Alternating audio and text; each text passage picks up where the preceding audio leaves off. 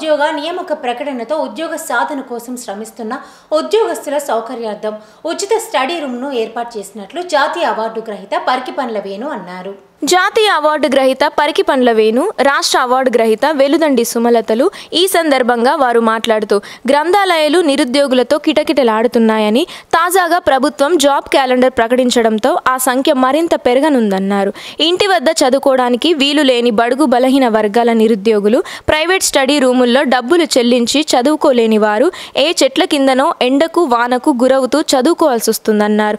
కావున అలాంటి వారి కోసం ఈ ఉచిత స్టడీ రూమ్ను ఏర్పాటు చేయడం జరిగిందన్నారు.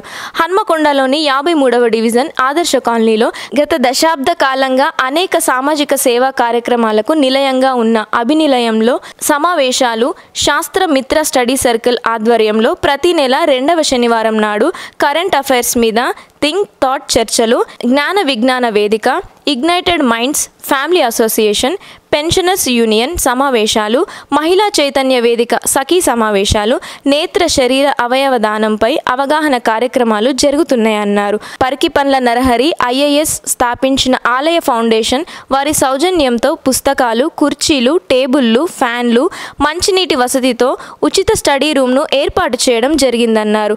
కావున బడుగు బలహీన వర్గాలకు చెందిన ఉద్యోగార్థులు ఈ సదవకాశాన్ని వినియోగించుకొని కొలువులు సంపాదించుకొని జీవితంలో స్థిరపడాలని కోరారు. చదువుకోవడానికి వచ్చేవారు 9490133650 ఫోన్ నంబర్లో సంప్రదించవలసిందిగా తెలిపారు.